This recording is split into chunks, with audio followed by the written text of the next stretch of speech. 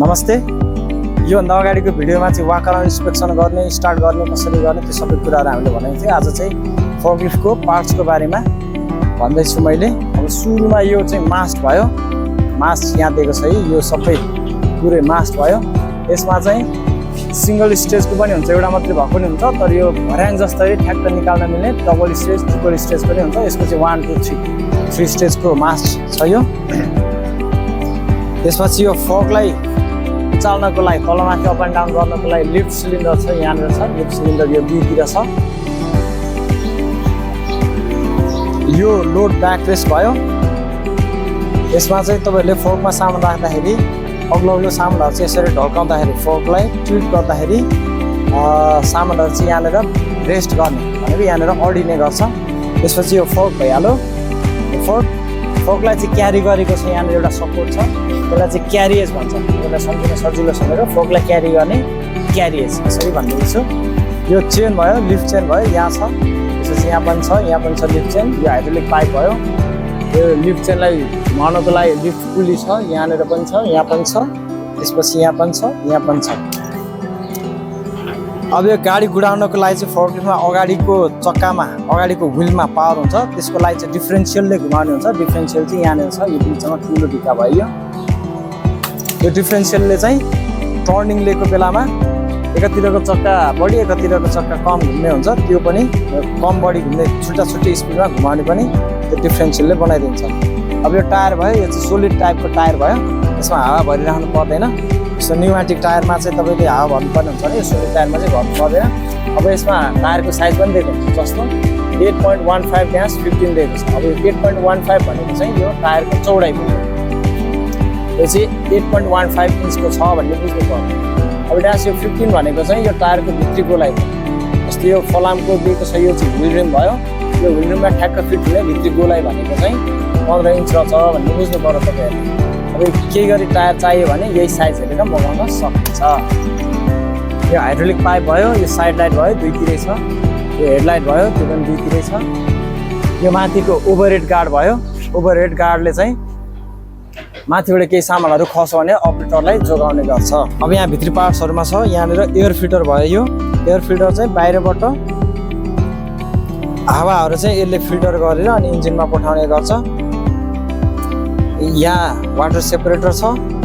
यो fuel filter भयो। यहाँनिर फिड पम्प, केही गरी फोर्कलिफ्टहरूले एयर लियो भने एयर फ्याल्नको लागि पनि यो फिड पम्पले चाहिँ यसरी पम्प गरेर एयर फालेर चाहिँ स्टार्ट गर्न मिल्छ। यहाँ इन्जेक्टर छ। यो इन्जेक्टर चाहिँ 1 2 3 4 छ, 4वटा इन्जेक्टर छ। यो भनेको 4 सिलिन्डरको इन्जिन भन्ने बुझ्नु पर्यो। अब इन्जेक्टरको काम चाहिँ यहाँ फ्युल पम्प छ। यो फ्युल पम्पबाट हाई प्रेसरमा आएको डिजेललाई चाहिँ यो फ्युल इन्जेक्टरले इन्जिनभित्र सिलिन्डरमा कम्बस्टनको लागि एयर बाल्नको लागि चाहिँ यो इन्जेक्टरले चाहिँ फ्युल इन्जेक्ट गर्ने अथवा फ्युल छर्किदिने काम गर्छ यसले। अब यसमा फ्युल स्ट्रेनर पनि दिएको छ। यहाँ छ यो डिजल, फ्युल ट्याङ्कबाट आएको डिजललाई सुरुमा ठुल्ठुलो पार्टिकलहरू छ भने फोहोरहरू छ भने सुरुमा यसले छान्ने गर्छ। त्यसपछि पानीहरू केही छ भने वाटर सेपरेटरले छान्ने गर्छ। त्यसपछि लास्टमा फ्युल फिल्टर, एकदमै फाइनल स्टेजको फिल्टर चाहिँ यो फ्युल फिल्टरले गरेर फ्युल पम्पमा डिजल पुऱ्याउँछ। फ्युल पम्पले चाहिँ हाई प्रेसरमा इन्जेक्टरसम्म पुऱ्याउँछ। इन्जेक्टरले चाहिँ इन्जिनभित्र सिलिन्डरमा तेललाई छर्किदिने काम गर्छ यसले।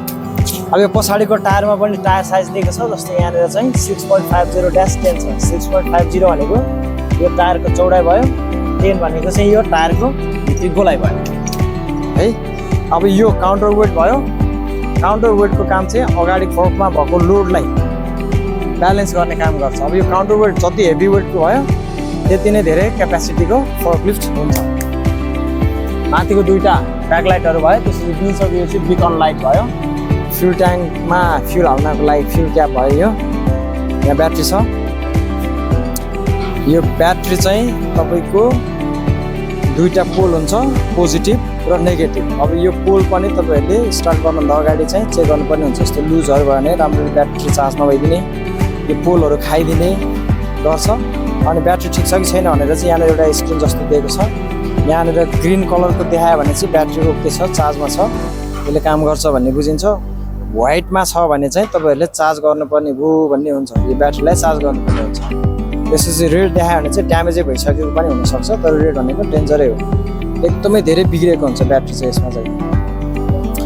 अब यसमा ब्याट्री कहिलेकाहीँ हामीले पार गर्नु पर्दाखेरि निकाल्दा अथवा केही कामको लागि निकाल्नु पऱ्यो भनेदेखि हामीले सुरुमा नेगेटिभ टर्मिनल छुटाउनु पर्ने हुन्छ। यो चाहिँ किनभने यो नेगेटिभ टर्मिनल चाहिँ ब्याट्री मेसिनको बडीसँग अर्थिङ गरेको हुन्छ, जोडेको हुन्छ। त्यसले गर्दाखेरि हामीले पोजिटिभ निकाल्यौँ भने पनि नेगेटिभ चाहिँ जोडै छ भने सर्किट भएर ब्याट्री ड्यामेज हुने एउटा, अर्को चाहिँ आगोको झिल्का निस्केर आगो लागि हुने सम्भावना पनि हुन्छ। त्यस कारणले गर्दाखेरि निकाल्दाखेरि नेगेटिभ निकाल्नु पऱ्यो, जोड्दाखेरि जहिले पनि पोजिटिभ जोड्ने, त्यसपछि बल्ल नेगेटिभ जोड्ने। अब यसमा चाहिँ यो BS6 इन्जिन भएको हुनाले यसमा सेन्सरहरू धेरै छ, वायर छ। यसमा फ्युज बक्स पनि हुन्छ, फ्युजहरू यहाँनिर धेरै छ, यहाँ छ। यो चाहिँ हेडलाइटहरू, लाइटहरू नबल्ने, हर्नहरू नबज्ने, त्यसपछि स्टार्टै नहुने, यो चाहिँ फ्युजहरू गएको कारणले सर्ट सर्किट हुँदाखेरि फ्युज जान्छ, फ्युज गएको कारणले पनि हुनसक्छ, फ्युज पनि चेक गर्नुपर्ने हुन्छ। त्यसपछि यो इन्जिन स्टार्ट गर्नको लागि यहाँनिर स्टार्टर मोटर छ, यहाँनिर हुन्छ स्टार्टर मोटर। यसको काम चाहिँ इन्जिन स्टार्ट गर्ने हो भने ब्याट्रीलाई चार्ज गर्नको लागि चाहिँ अल्टरनेटर हुन्छ, बोलीचालीमा डाइनामो पनि भन्छ। यो चाहिँ यहाँनिर छ, डाइनामो अलि भित्रपट्टि छ यहाँनिर। डाइनामो जहिले पनि यो फ्यान बेल्टसित जोडिएको हुन्छ यसरी।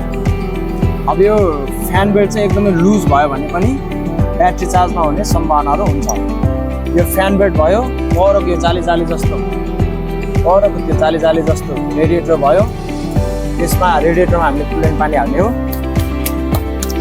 यो कुलेन्ट पानीको एक्सपेन्सन ट्याङ्क भयो, कहिलेकाहीँ चाहिँ बढी भयो, यदि केही गरी बढी भइदियो भने ओभरफ्लो हुनको लागि चाहिँ यहाँनिर यस्तो पाइप दिएको छ, यहाँबाट ओभरफ्लो भएर जान्छ। यो सिट भइहाल्यो। त्यसपछि यो स्टियरिङ व्हिल भयो, यसलाई नब भन्छ, यो डल्लो बोलीचालीमा बल पनि भन्छ यसलाई। यो नबमा तपाईँहरूले ड्राइभिङ गर्दाखेरि जहिले पनि लेफ्ट ह्यान्डले नबमा यसरी अप्नाएर ड्राइभिङ गर्नुपर्ने हुन्छ। त्यसपछि यो भयो फरवर्ड रिभर्स लिभर भन्छ, अथवा डिरेक्सनल कन्ट्रोल लिभर पनि भन्छ यसलाई। अब अगाडि जानु पऱ्यो भने फरवर्ड, बिचमा न्युट्रल, गाडी गुड्दैन, पछाडि जानु पऱ्यो भने ब्याक जानु पऱ्यो भने रिभर्स, यसरी चाहिँ। अब तपाईँले स्टार्ट गर्दाखेरि जहिले पनि यो न्युट्रलमा राखेर मात्रै स्टार्ट गर्नुपर्ने हुन्छ। अब अहिलेको नयाँ गाडीहरूमा चाहिँ न्युट्रलमा राखेको छ भने मात्रै स्टार्ट हुन्छ।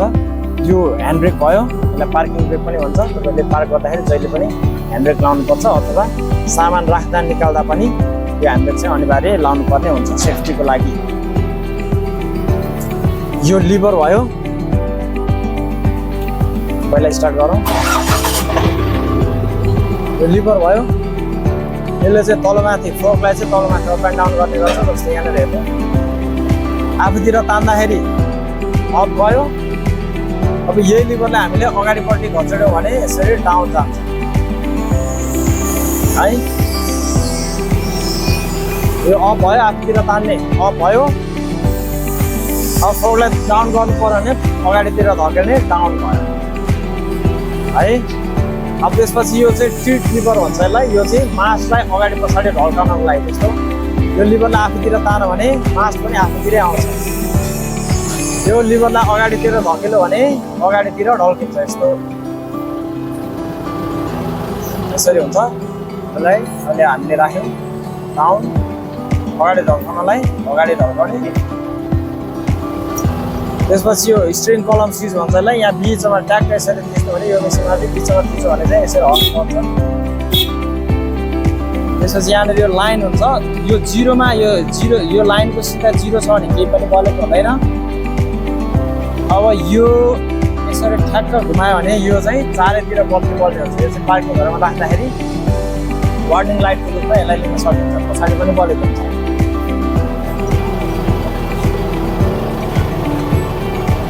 अब अहिले हामीले जिरोमा राख्यौँ, यो चाहिँ पार्किङ लाइट भयो। यसरी हेडलाइट बाल्नु पऱ्यो नि, यसको सिधा ठ्याक्क हेडलाइट यहाँनिर बलेको है।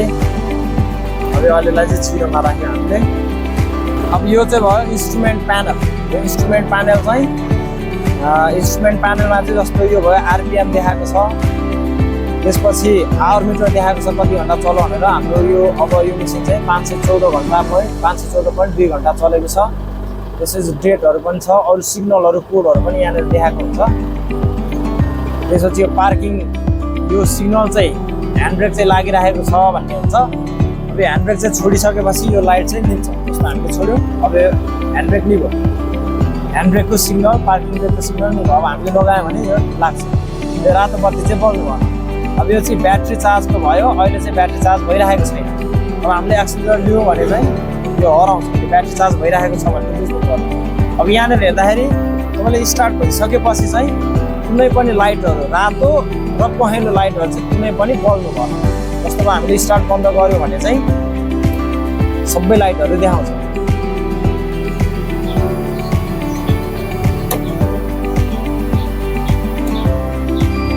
जस्तो यहाँनिर सबै लाइटहरू देखाएको छ, धेरै कुराहरू छ। कोइल प्रेसरको यो चाहिँ यो पनि देखाउनु भयो। अब यो अहिले चाहिँ स्टार्ट गरेको छैन, यो देखाएको एकदम ओके छ, ठिकै छ, केही फरक परेन। तर हामीले स्टार्ट गरिसकेपछि चाहिँ यो लाइट सबै निभो। अब यो निभ्नुपर्छ सबै लाइटहरू निभो।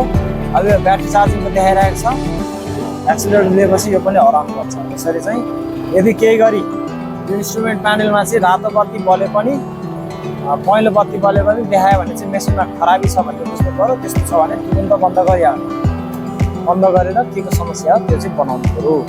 हवस् त, धन्यवाद।